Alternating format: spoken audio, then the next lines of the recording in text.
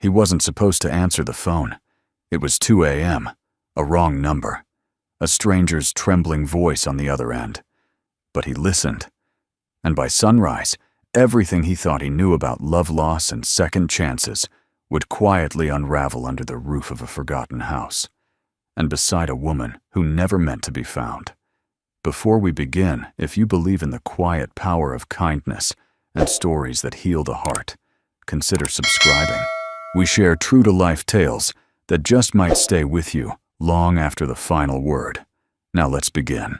The phone rang at 2 a.m. Graham Cole stirred on the worn leather couch in his small living room. Blinking against the soft glow of a nightlight, Ellie insisted on keeping in the hallway. It took a few seconds for the ringtone to register. Who the hell would call him at this hour? He picked up the phone, half expecting a robocall or a misdial. But there was a pause, then a voice. A woman's voice. "Is this Dr. Marston?" she asked, her tone brittle, trembling like something was breaking behind it. "No," Graham said, sitting up straighter. "You've got the wrong number." There was a sharp breath on the other end, then silence. But she didn't hang up. I'm sorry. I must have pressed the wrong contact," the woman whispered. "I didn't mean please, I didn't mean to bother anyone." She was crying, not loudly, but the kind of quiet unraveling that said she'd been holding it in for too long. Graham looked at the phone screen. No name, just a number. Local area code. His thumb hovered over the red button, but something about her voice stopped him cold. It wasn't just sadness. It was something closer to desperation, a kind of aloneness he'd known before. "Are you okay?" he asked, his voice low and steady. There was another pause, then so soft he almost missed it. "My mom's gone. I didn't know who else to call. I thought maybe—" "I don't know what I thought." She sniffled and the line crackled like she was pacing or moving. "Then I'm sorry. Please forget this. I don't want to ruin your night."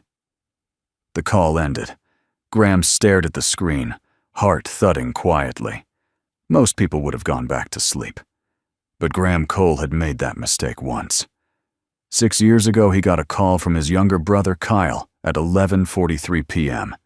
He was exhausted from a double shift and ignored it, thinking he'd return the call in the morning. By dawn, Kyle had died in a rollover crash on a frozen road outside Montana City. Ever since, Graham had lived with the gnawing truth, sometimes the person calling doesn't have time to try again. His phone buzzed again. It was a FaceTime call, likely accidental. But this time, the screen lit up briefly with a dark, blurred image. Then it cut off. A name flashed briefly in the corner of the call log, Willow Hill Estate. He knew the place, not personally, but everyone in the county had heard of the old Whitmore property hidden up on the Ridge Road miles past the edge of town. Most said the house was empty now, abandoned, haunted by money and memory. He looked over at Ellie, fast asleep in her room. The door cracked open just wide enough for light to pass through. His eyes flicked to the keys hanging on the hook near the door. This was probably foolish. But what if it wasn't? 20 minutes later, Ellie was buckled into the passenger seat, wrapped in a blanket, and clutching her worn, stuffed dog. She didn't ask questions. She was used to her dad doing things others might not understand.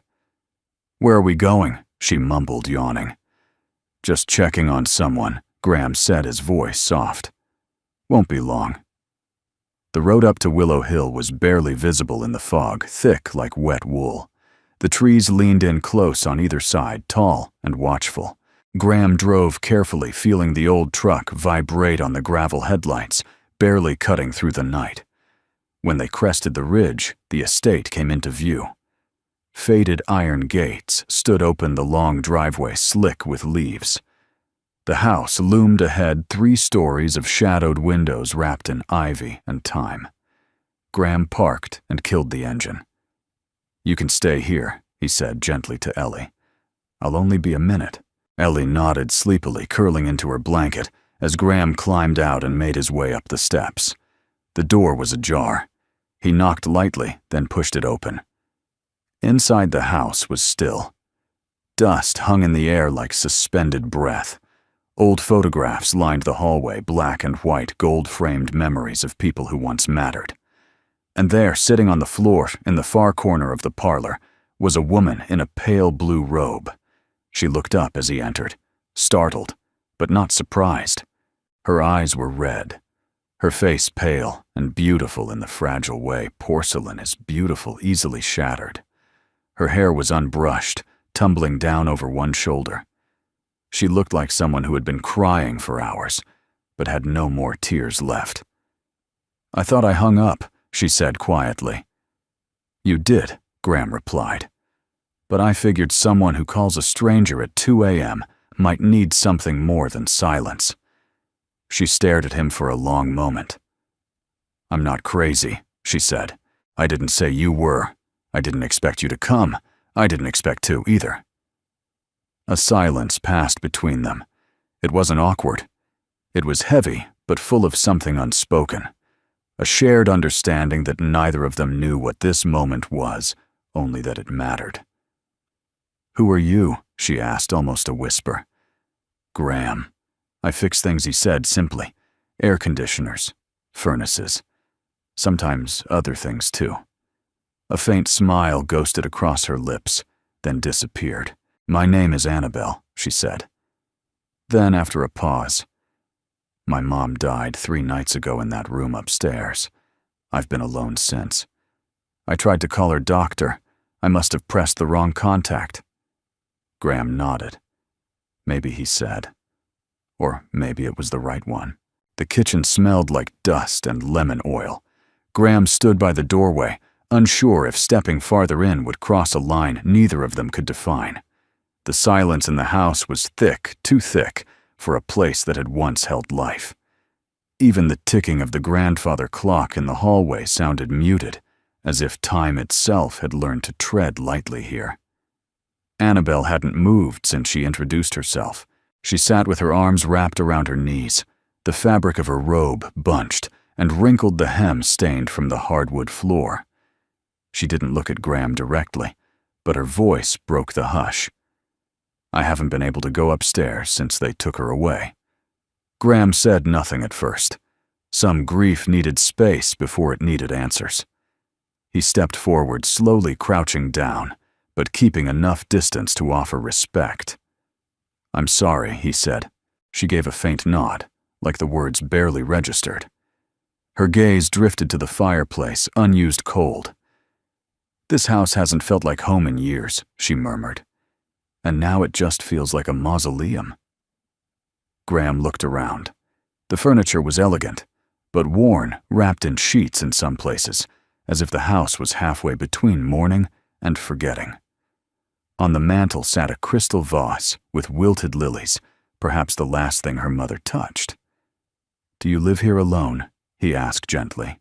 Annabelle finally looked at him, eyes rimmed in the pale pink of exhaustion. "I moved back 2 months ago when her health started to fail. I thought we had more time." She looked down, ashamed, as if expecting judgment for having misjudged something no one could predict.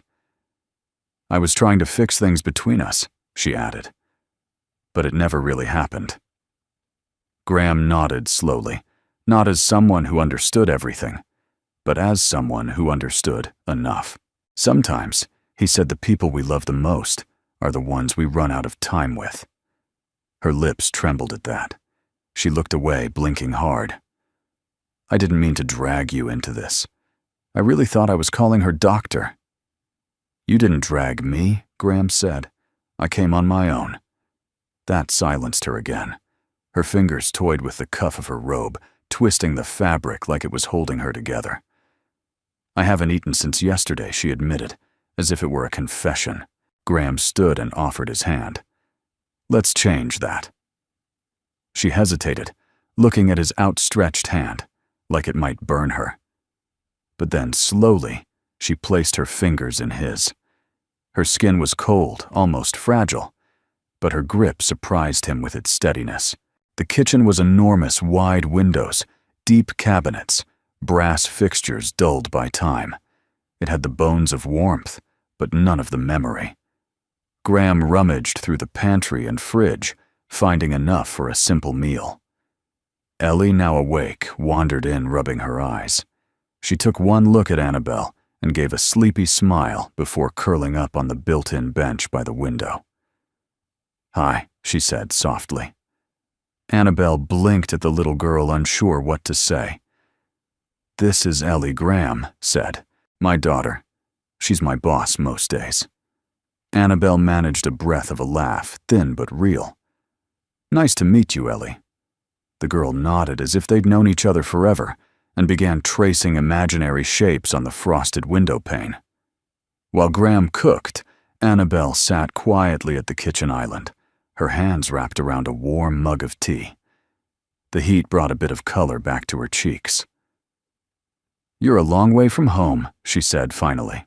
"We live about 70 miles out," Graham replied. "Closer to the river bend. Small place. Honest work.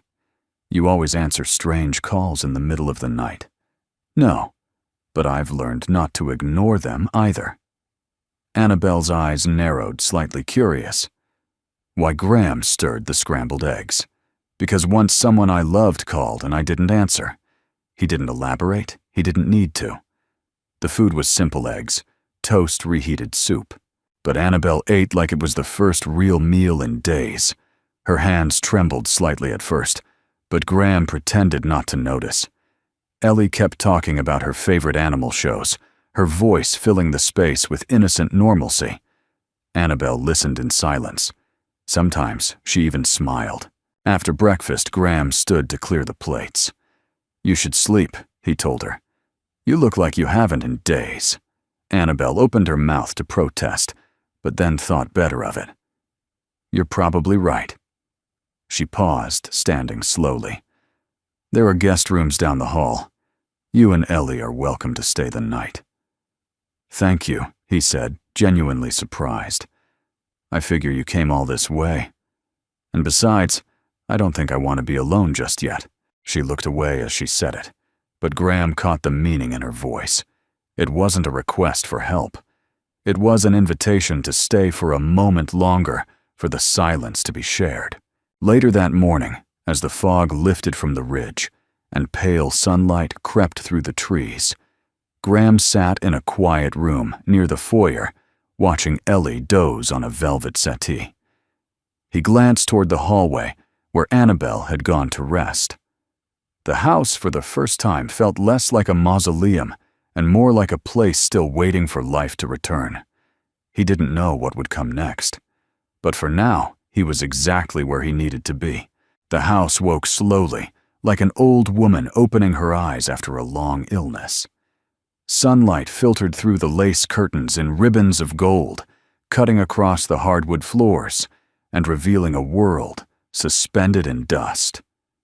Outside, the trees of Willow Hill whispered in the wind, their limbs brushing against windows like fingertips tapping out forgotten songs. Graham stirred first, stretching out the stiffness from a night spent in a wingback chair near the foyer. His eyes went immediately to Ellie, curled on a settee under a borrowed quilt, her chest rising and falling in the rhythm only children seem to master, unbothered, trusting the world to hold them. He stood quietly, stretching his arms above his head. For a brief moment, it almost felt like a normal morning. Then he remembered where they were and why. He followed the scent of weak coffee into the kitchen, where Annabelle stood at the window, her hands wrapped around a mug that looked far too large for her frame. She wore a gray cardigan over yesterday's clothes, her hair gathered in a low, uneven knot. Her posture was straighter now, but her eyes hadn't lost their guarded fog.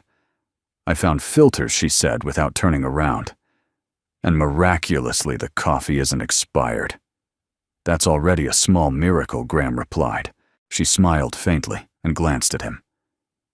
"Your daughter talks in her sleep." "I know," he said. She once tried to discipline her stuffed animals mid-dream.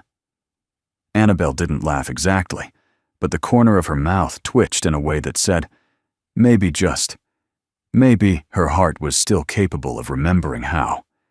There was silence again, but it wasn't uncomfortable. The house had been full of emptiness for too long, and now it was learning to breathe again. Annabelle broke the stillness. "I should show you something." She led him down the hallway past the parlor and into the deeper, darker veins of the house. The temperature dropped the farther they walked. The air turned still, as if the house held its breath here. They stopped in front of a closed door, heavy oak, with a brass knob dulled to green. "This was my mother's bedroom," she said quietly. "They took her from here 3 nights ago. I haven't gone back since." Graham said nothing. He knew the sacred silence that surrounded grief's epicenter. Annabelle turned the knob with hesitation, then pushed the door open. The room was a time capsule. The floral wallpaper had faded, but the scent of lavender and old books still lingered in the air. The bed was neatly made, though the pillow bore the ghost of a head that had once rested there. On the nightstand sat a pair of reading glasses and a half-drunk glass of water, untouched since the night she died. Annabelle stepped in, but stayed near the threshold, like she feared stepping too far might shatter something. "She used to sit by that window every afternoon," she said, pointing. "Read old poetry. Sometimes just stared at the trees."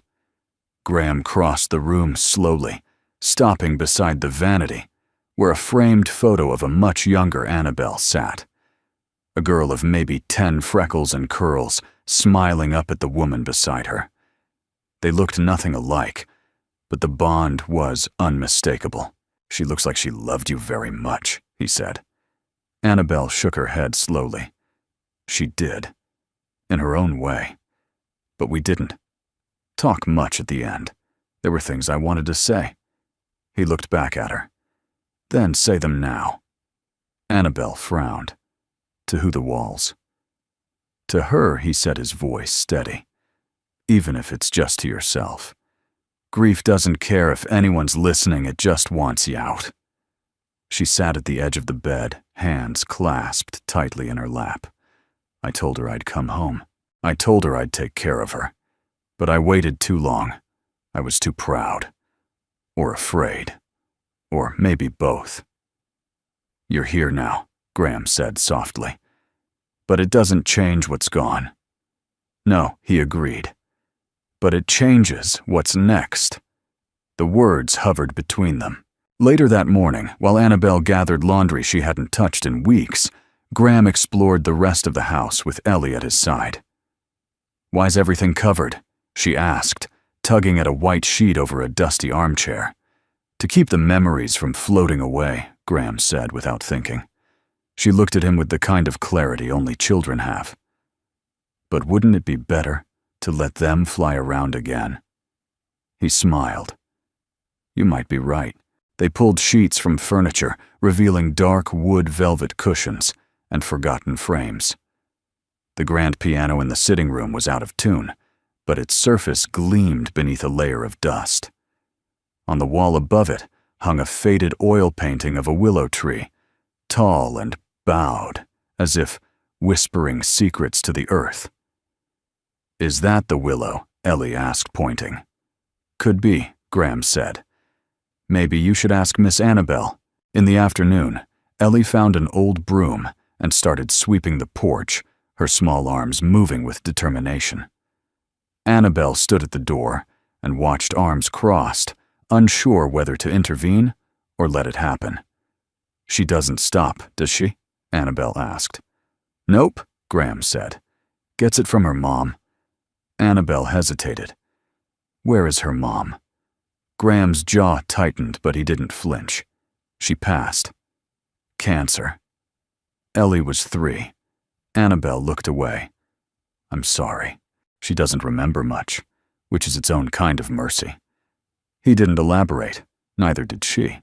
As the day waned, Graham repaired a flickering porch light and replaced a few warped boards near the steps.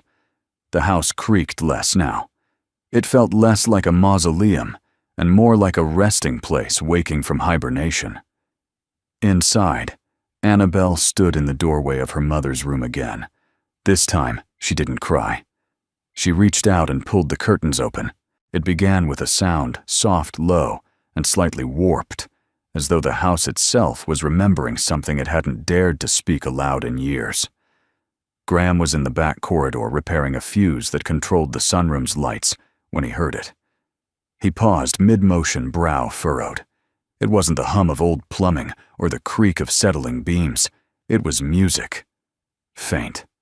Fragile. He followed the sound through the winding hallway, past shuttered windows and narrow doors, until he reached the old parlor near the south wing, one of the few rooms untouched since they arrived. The door was half open. Ellie stood in the middle of the room, hands clasped behind her back, eyes wide with wonder. In the corner sat a vintage phonograph, one of those classic Victrola machines, with a brass horn and lacquered mahogany bass, the kind you might find in a black and white film spinning tales and dust in equal measure. It was turning. The needle rested on a vinyl record that crackled with age, the music soft and laced with ghost notes. It was a lullaby, familiar yet distant, like something remembered from another lifetime. "What is that?" Ellie whispered, without looking away. "I'm not sure," Graham said, stepping in. "Where did you find it?" Ellie pointed to a wooden cabinet, its doors now slightly ajar. Inside, Graham saw a small box of records, and tucked beside them, a cloth pouch marked Whitmore and Cumberland Custom Recordings, 1962. Before he could investigate further, Annabelle appeared in the doorway, her face pale. "I didn't even know that still worked," she said, her voice barely louder than the music. "It belonged to my grandfather." She crossed the room, slowly kneeling beside the phonograph as the record reached its end, with a soft click, click, click. Her fingers hovered over the arm as if afraid to touch something that might break her. "I thought my mother had stored all these away. I never knew she kept any of them here." Graham reached into the pouch and pulled out a labeled vinyl. "To Annabelle, in case you need my voice. Love, Mom." Time seemed to freeze. Annabelle stared at the label lips, parted, but silent. Her eyes filled so quickly with tears, she didn't seem to realize they had fallen. "Play it," she whispered. Graham placed the record on the turntable, adjusted the needle, and stepped back. The static buzzed, and then her voice came alive. "Annabelle, if you're listening to this, I'm probably gone. Or close enough. I made this recording one afternoon when you were out walking by the orchard.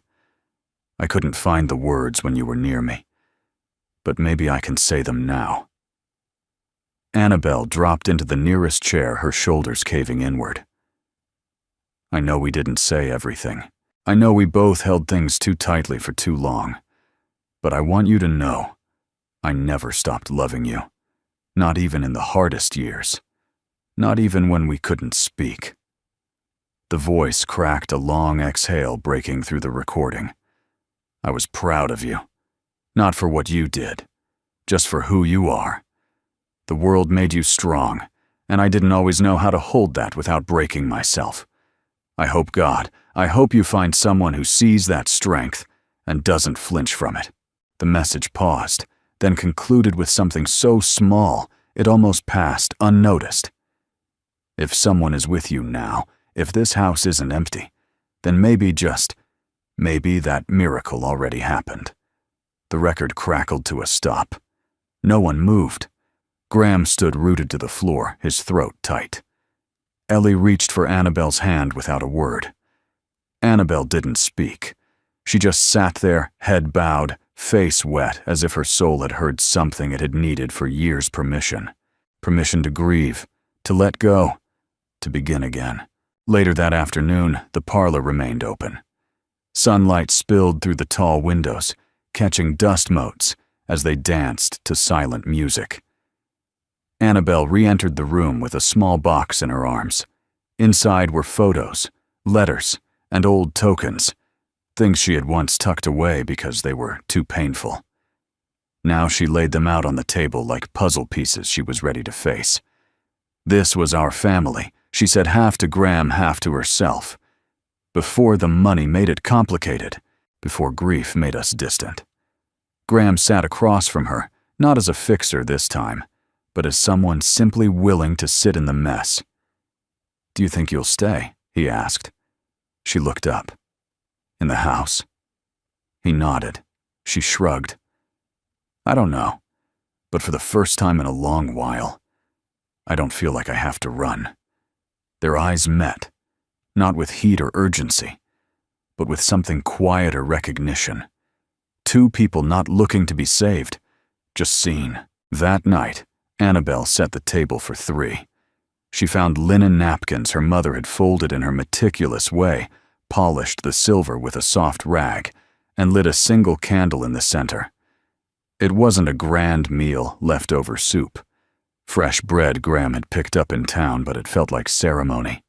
Ellie chattered about squirrels she saw on the front steps and asked if she could stay just one more night.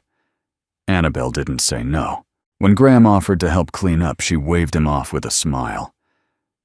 "I think I want to finish this one myself." He let her. Sometimes healing looked like someone washing their own dishes. As they prepared for bed, Ellie turned to her dad. "Is Miss Annabelle still sad?"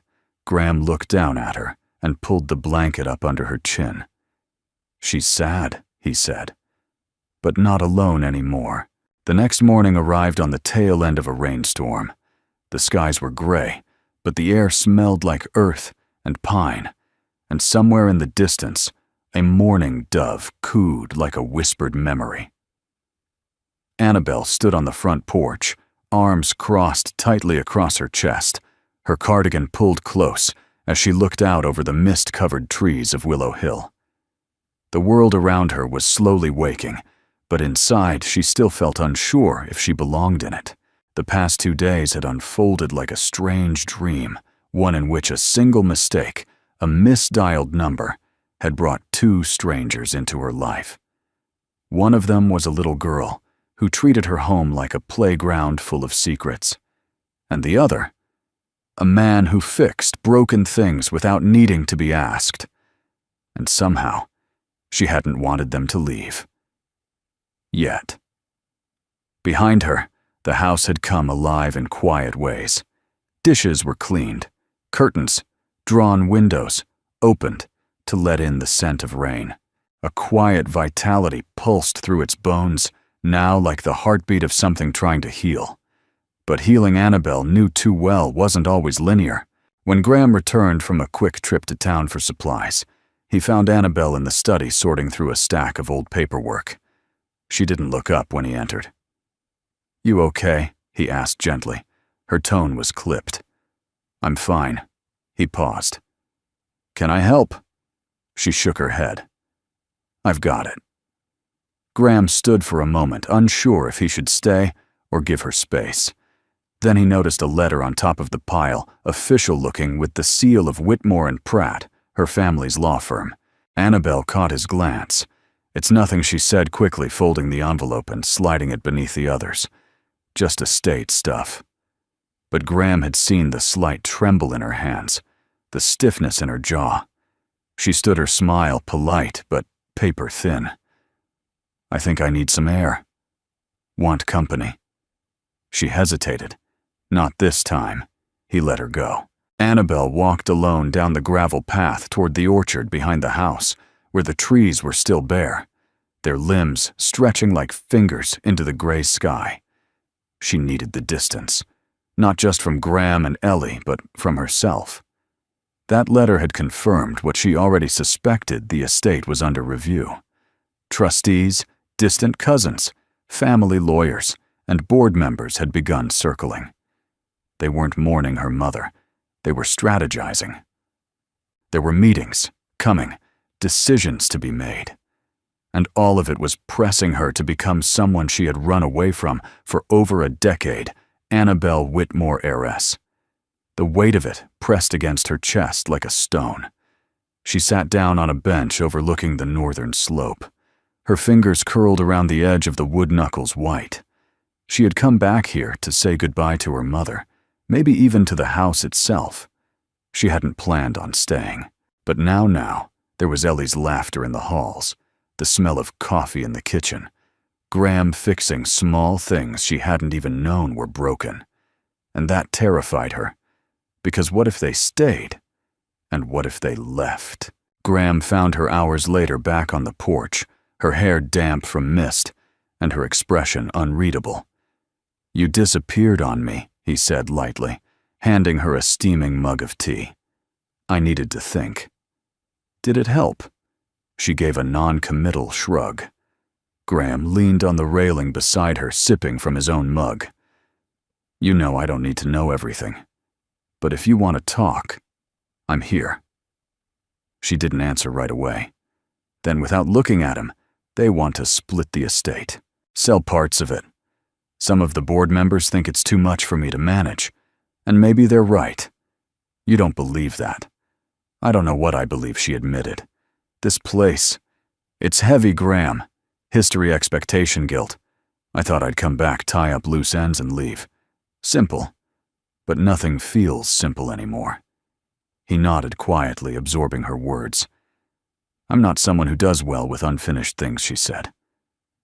"And this place, it's nothing but unfinished." Graham chuckled softly. "You just described my entire life."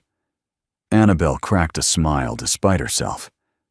"Is that what being a single dad is like?" "It's what being human is like," he replied. "We're all just trying to fix what we didn't break, or live with what we can't." She turned to look at him. Really look.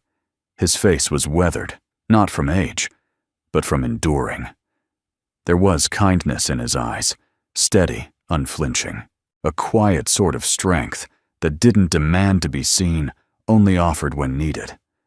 "I don't want to need anyone," she confessed. He met her gaze. "That's not the same as not wanting someone beside you." Their eyes held. And just like that, the walls she'd spent years constructing, the ones grief had built, pride had reinforced, and fear had decorated, felt a little less permanent. That evening, as rain returned in gentle sheets, Graham and Ellie prepared grilled cheese and tomato soup, while Annabelle sat in the parlor, listening once more to her mother's recorded voice. But this time, she didn't cry. She smiled. Not wide, not bright, but enough. After dinner, Ellie pulled out a deck of playing cards and announced she was teaching Miss Annabelle to play war. Annabelle obliged, letting herself laugh when Ellie won 5 rounds in a row and dramatically declared herself Queen of Willow Hill. Graham sat nearby, watching the two of them, a quiet contentment in his chest. He hadn't planned to stay, but as the storm beat softly against the windows and laughter echoed down the halls, he knew something was shifting, not just in the house, but inside himself and in her. The next morning broke warm and bright, the kind of spring light that seemed to hum with quiet promises. The storm had passed, and in its place came the gentle rhythm of wind through branches and the scent of earth finally breathing again. Ellie stood barefoot on the back porch, one hand shielding her eyes from the sun, the other clutching a small metal watering can. "Daddy," she called out. "Come look." Graham emerged from the side of the house, sleeves rolled up, smudged with dirt and the faint scent of pine. He followed her gaze. Beyond the porch, in a clearing framed by wild lilacs and broken fencing, stood the remains of an old tree, or what was left of one. A willow, long since hollowed by time, its trunk gray and sun-bleached branches severed by seasons of storms. But around its base, the soil had shifted, cracked open by recent rains, and within that wound, new shoots had started to sprout. Life. "Is that the tree Miss Annabelle used to sit under?" Ellie asked. Graham nodded slowly. "I think it is." From the open kitchen window, Annabelle heard them. She stepped outside, arms folded, loosely drawn by something in their voices. She stopped at the top step. "That tree was my favorite place in the world when I was a little girl," she said softly. My mom used to read to me beneath it. When I was scared or sick, that's where she'd take me." She said the willow knew how to listen. Graham turned. It's still listening. Annabelle walked down and approached the base of the tree, kneeling beside it. Her fingers brushed against the tender green shoots, fragile but determined. Something stirred in her, a flicker of something. Not quite memory, not quite longing. Ellie squatted beside her. "Can we plant a new one?" "Like a baby willow." Annabelle looked at her, startled by the suggestion. "You want to plant one?" Ellie nodded with the solemnity only children can carry. "We could help it grow. You and me." Graham, standing behind them, said nothing, but he didn't have to. He knew how powerful it was for Annabelle, for all of them to plant something that symbolized beginning again. Annabelle smiled. It was the first real one in days. "Okay," she said. "Let's do it." By noon, Graham had driven into town to pick up a young sapling from the local nursery. The owner, an elderly man, with dirt under his fingernails and eyes that had seen more seasons than most, helped Graham choose a healthy, resilient willow, its roots eager to take hold.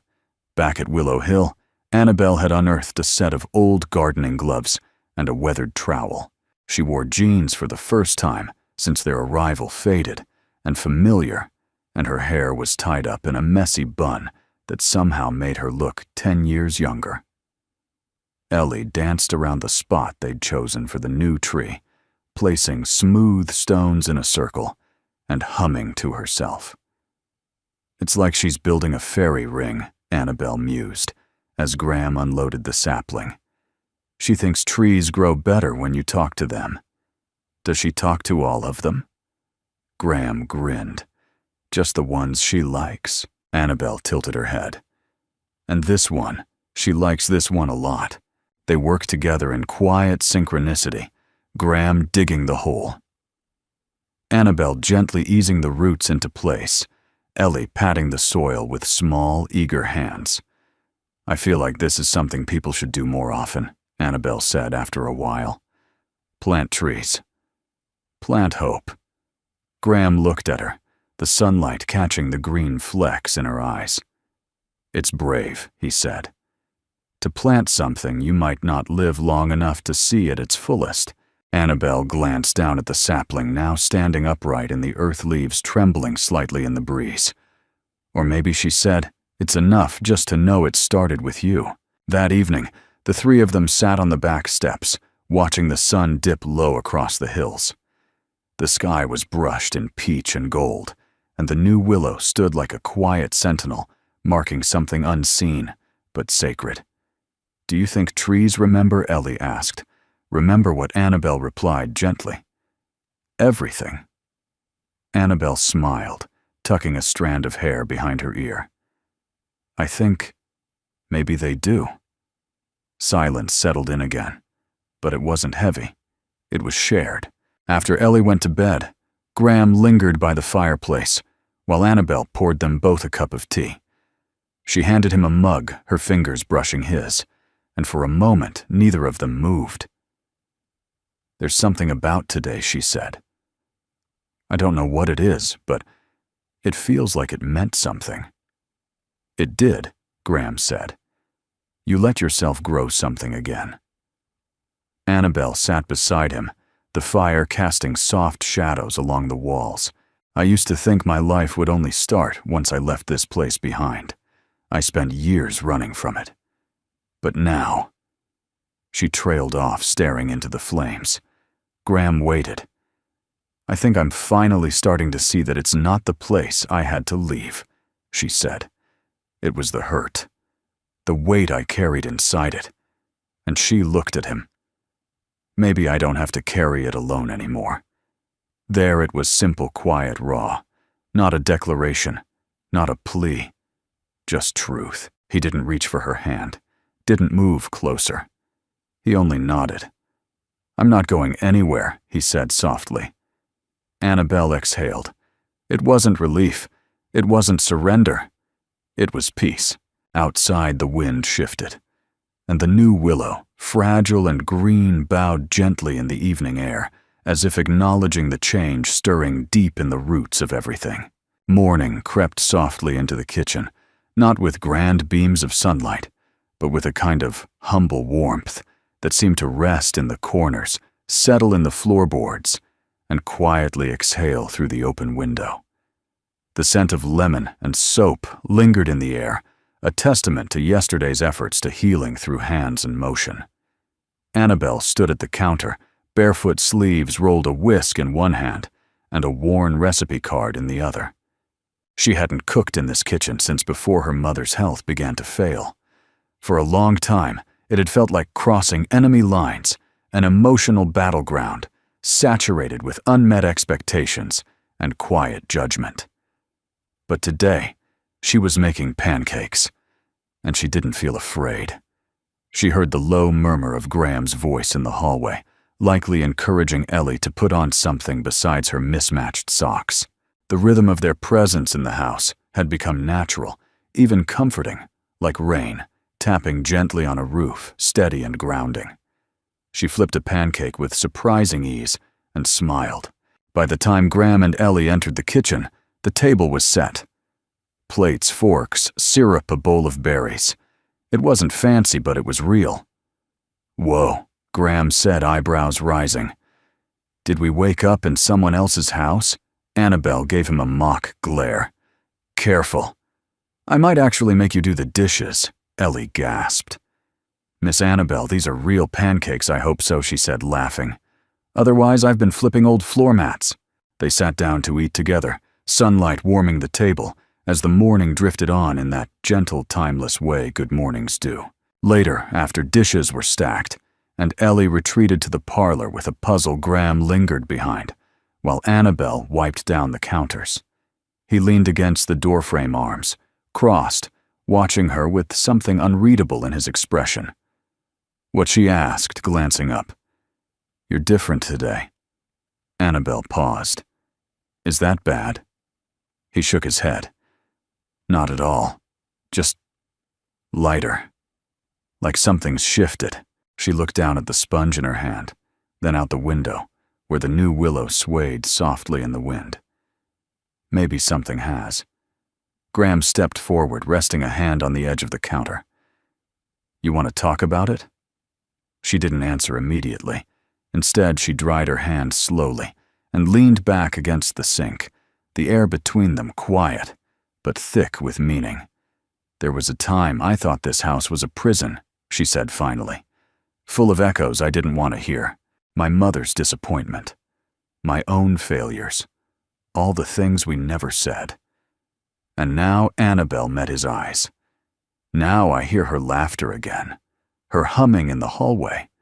I remember the smell of cinnamon when she baked, the way she tucked a curl behind my ear when I cried. It's not that the pain's gone, it's just not the only thing I feel anymore. Graham nodded slowly. "That's how you know healing started." She hesitated. "Do you ever wonder if you're allowed to heal? Like maybe you didn't earn it?"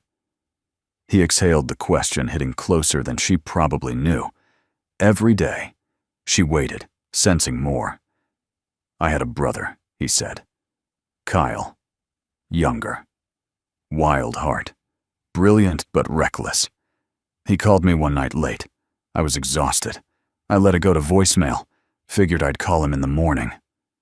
Annabelle's breath caught. By morning, Graham continued he was gone.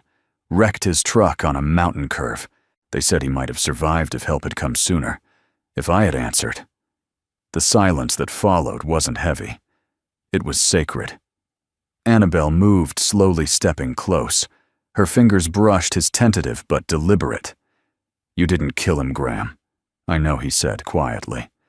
"But knowing and feeling are different things." She nodded, eyes shining.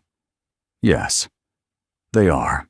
For a moment they stood there, connected by something deeper than shared space, something closer to shared wounds, finding air for the first time in years. Then Ellie's voice broke in from the parlor. "Daddy, I think I finished it." Graham smiled gently. "Duty calls." As he turned, Annabelle caught his hand for just a second longer than necessary. "Thank you," she said. He met her gaze. "For what?" "For not pretending you're okay. It helps more than you know." That afternoon, Annabelle found herself in her mother's sewing room, a space she'd ignored for years. Dust coated the windowsill, and bolts of fabric lined the walls, like a museum of half-finished intentions. She ran her hand along the edge of the desk, her fingers pausing over a small box marked "Repairs." Inside were pieces of things once torn or broken: a baby's bonnet, a torn apron, a man's shirt sleeve. Mended, re-stitched. Not perfect, but loved enough to try. She closed the lid and whispered to the empty room, "I'm still trying. To Mom." That evening, Graham found her in the backyard, standing beneath the willow sapling. The sky was turning soft with dusk, and birds called lazily from the trees. "Mind if I join you?" he asked. Annabelle gestured to the bench beside her. "It's technically your tree, too." He sat, stretching his legs. They didn't speak for a while. They didn't need to. Eventually, Annabelle tilted her head toward him. "You know I was planning to sell this place," I figured. I had all the documents ready. Legal counsel lined up. Everything. And now, she smiled faintly. "Now I think I want to see what it looks like after the dust settles."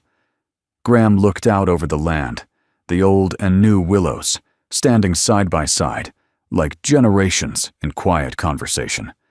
"I think it'll be beautiful," he said. Annabelle turned to him, eyes soft. "So do I." The rain returned in the early hours, soft as breath. It tapped at the windows like a polite visitor, not urgent, just present, like the memories that sometimes drifted in at dawn before one was fully awake. Annabelle stood barefoot in the hallway, wrapped in a robe, watching as droplets traced paths down the glass. For once, she didn't feel the need to retreat from the silence.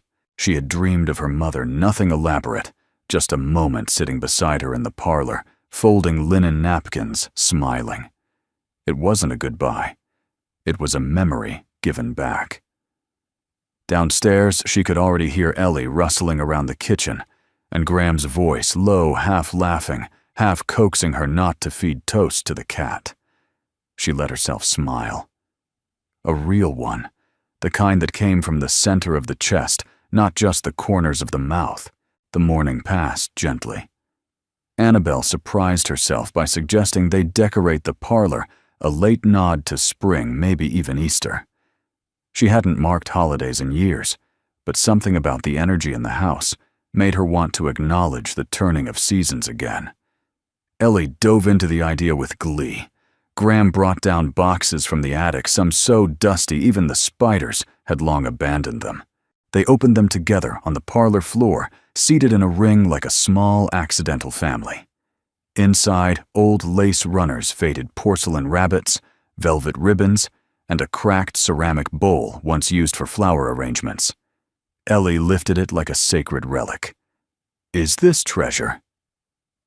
Annabelle smiled. It was my mom's favorite. She used to fill it with white lilacs every April. "Can we do that?" Ellie asked. "Can we find some?" "Maybe tomorrow," Graham answered. "We'll make it a project."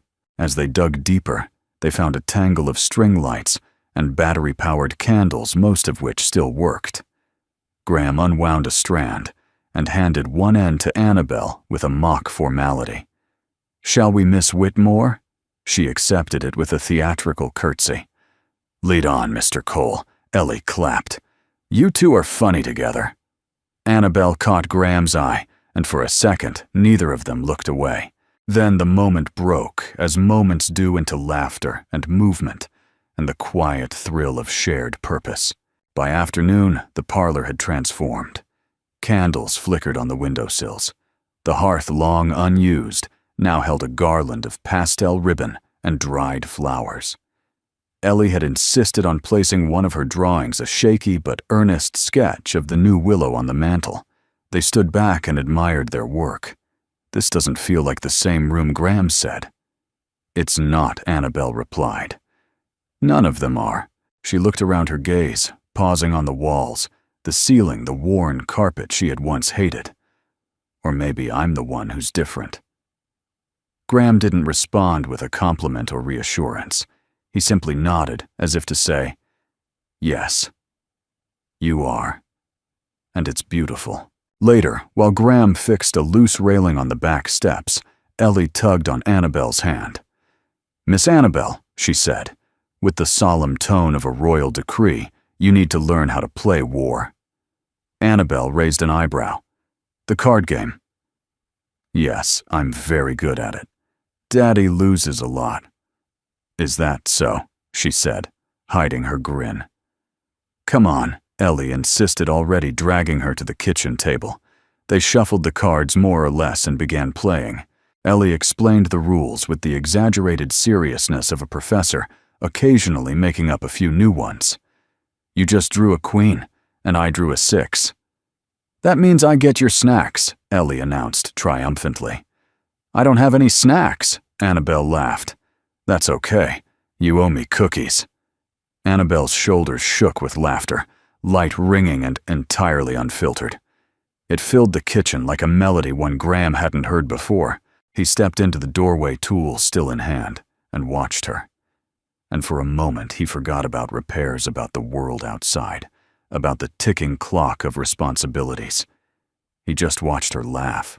It wasn't performative. It wasn't careful. It was hers. Alive. Bright. Unburdened. That evening, they ate together. Again. Roasted chicken salad from the garden. Graham helped her revive. And Ellie's awkward, but adorable lemonade surprise, made from a mix of lemons, honey, and a little love. Afterward, they moved to the parlor. The phonograph was playing softly a waltz her mother had adored. Annabelle sat by the window, the evening light gold across her features. I used to think love looked like candlelit dinners and passionate letters, she said quietly. But lately, it feels more like dishes done without asking. A light left on in the hallway. Pancakes in the morning. Graham looked over at her. Real love lives in the ordinary. She smiled. I think I'm finally learning that. Before bed, Ellie hugged Annabelle tightly. I hope you keep the house, she said. It needs you. Annabelle kissed the top of her head. Maybe I need it too. That night, while Graham cleaned up the last of the dishes, Annabelle stepped into the backyard. The sky was clear, scattered with stars.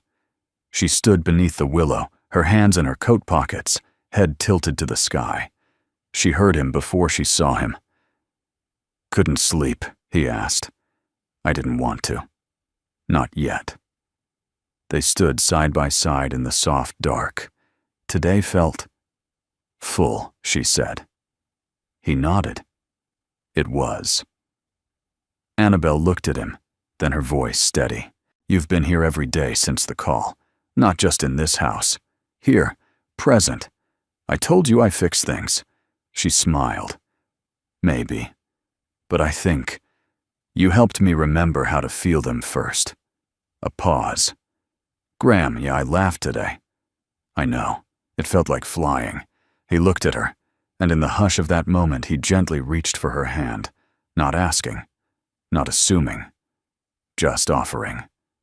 And this time she took it. The wind changed on a Thursday. It swept down from the hills with a crispness that hinted at seasons turning.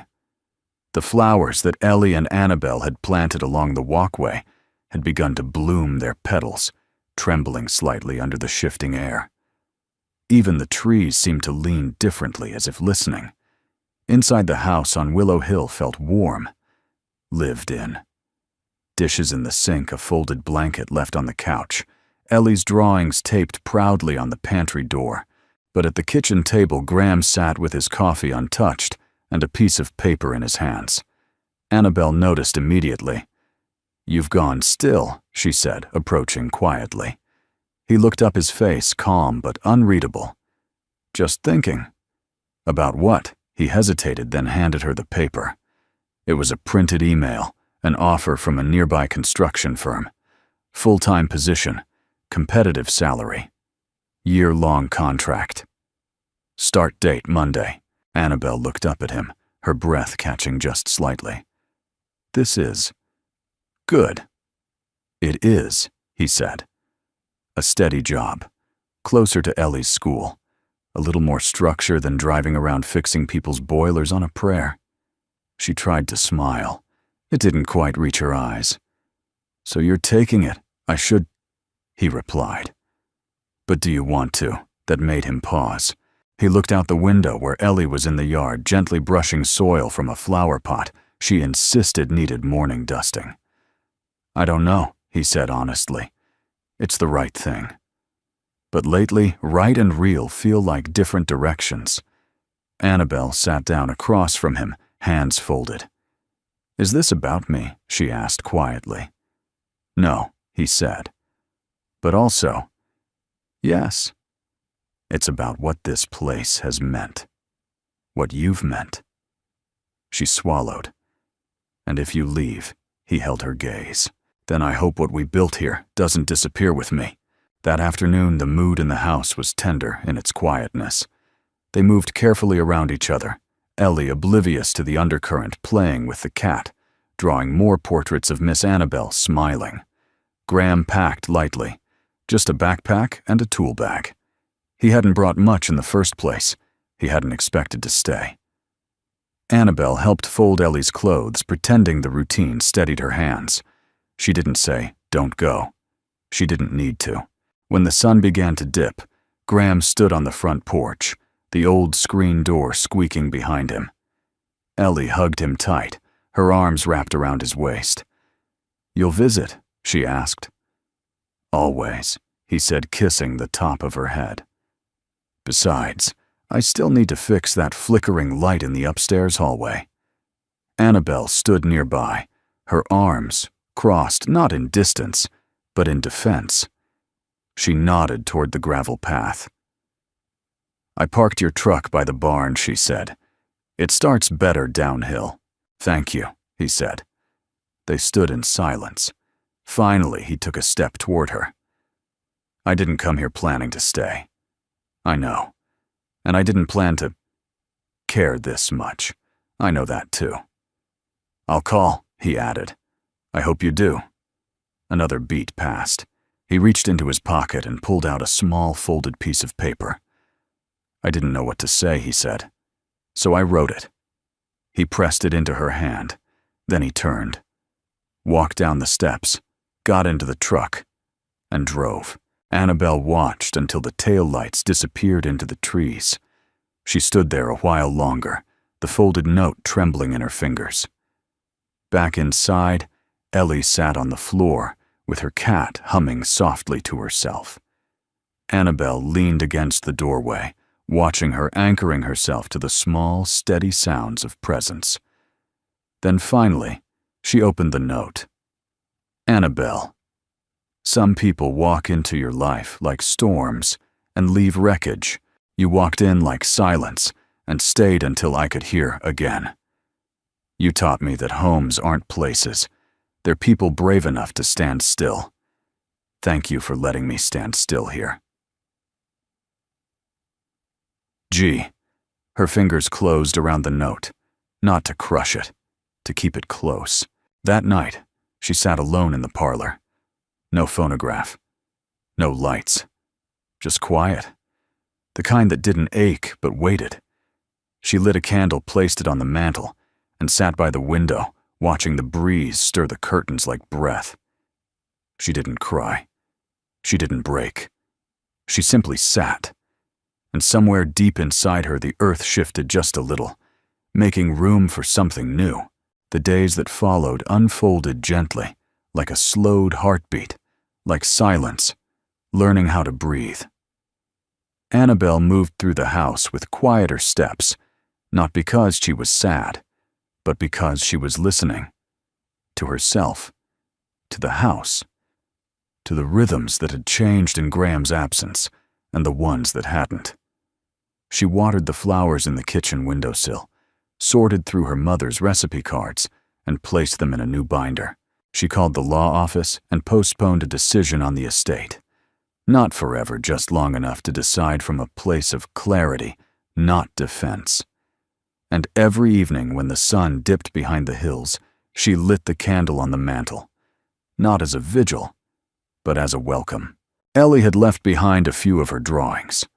Annabelle taped one to the fridge, a picture of 3 stick figures standing under a willow tree, each holding a balloon with a smiley face. She missed them, more than she expected. But it wasn't the kind of missing that hollowed her. It was a kind that reminded her how full life had briefly been and how full it could be again. 3 days passed. On the 4th evening, just after twilight fell, a truck pulled into the drive. No headlights, no announcement. Just the slow crunch of gravel, familiar and steady. Annabelle stood at the kitchen sink, her hands submerged in soapy water, and froze. The engine stopped. A door creaked open. She wiped her hands and walked to the front door, her heart thudding with something that wasn't panic or longing, but recognition. When she opened it, Graham was standing at the bottom of the steps, backpack slung over one shoulder, tool bag in hand. He looked tired, windswept, like a man who'd driven farther than the mileage could explain. "I forgot to fix the hallway light," he said. Annabelle stared at him, expression unreadable. "You drove all this way? For a light bulb?" He smiled faintly. "I drove back to see if what I left was still here." "And what was that?" "Exactly." Graham looked at her without flinching. A beginning. She stepped down one stair, then another, and stopped when she was close enough to see the dust on his boots and the hesitation in his eyes. "You didn't have to come back," she said, her voice quiet. "I know. You didn't promise me anything. I didn't want to. Why? Because I wanted the decision to be real." Annabelle studied him for a moment, her hands tucked into the sleeves of her cardigan. "And is it?" she asked. He nodded. "I had a choice," he said. "A good job. A safer path. But I realized something. Ellie and I don't need perfect. We just need honest. Present. Kind. And this house. You. What we found here. It's more real than anything I've known in a long time." The wind stirred between them, brushing her hair across her cheek. She didn't speak. She didn't cry. She just stepped forward and wrapped her arms around him, not in desperation, but in welcome. His bag dropped to the ground. And for a long time, neither moved. Later that night, the kitchen smelled like cinnamon and butter. Annabelle had pulled out her mother's old skillet, and Graham sliced apples, while Ellie stirred batter with an exaggerated seriousness. It wasn't a holiday, it wasn't an occasion, but it felt like one. They laughed. They spilled flour. Ellie demanded everyone wear aprons, Annabelle in her mother's, Graham in one with ducks on it, and Ellie in a makeshift towel tucked into her shirt. The apple fritters were imperfect. Some were too crisp, others lumpy. But when they sat at the kitchen table eating by candlelight and laughter, it felt sacred. Not because of the food, because of the ordinary. Because they were there. Later, as Ellie fell asleep on the couch, mid-story, Annabelle and Graham sat on the porch, 2 mugs of tea warming their hands. The willow tree swayed softly in the distance, its branches newly green. "You really came back," she said, almost to herself. "I couldn't stay away. You still have time to change your mind." "I won't." She sipped her tea, the steam curling in the cool air. "I don't need you to fix everything you know," she said. "Not this house. Not me. I know, but I want you here." He looked at her. "Good. Because I didn't come back to rescue anyone." Annabelle turned to him, her voice low. "Then why did you come?" He reached over and gently took her hand. To stay. Spring arrived without fanfare. It didn't burst into bloom or sing in bird calls. It simply settled in, like someone returning home without needing to knock. The fields around Willow Hill turned lush and forgiving. The orchard, once brittle and silent, whispered in soft greens. And beneath the new willow shoots grew taller by the day, each leaf a quiet declaration we begin again. Graham had stayed, not just in presence, but in rhythm. He repaired the roof over the west porch, built Ellie a tree swing in the old oak behind the barn, and spent his mornings tending a vegetable patch that Annabelle half joked he was cultivating more tenderly than any relationship. Annabelle didn't mind. She cooked again, hummed again. She wrote letters to people she hadn't spoken to in years, some to forgive, some to thank. And in the evenings, she sat by the fire with a notebook open in her lap, scribbling plans for turning the estate's west wing into a community reading room. The house, once quiet in grief, now echoed with life, not loud, but full, and that she realized was enough. The day they opened the gate was the first Saturday in May. A small sign was posted at the road, "Open House Books, Coffee Friendship," and underneath Ellie had written, in thick marker, "Bring your smile." The first to arrive was Mrs. Carter, the retired teacher who'd taught Annabelle to read.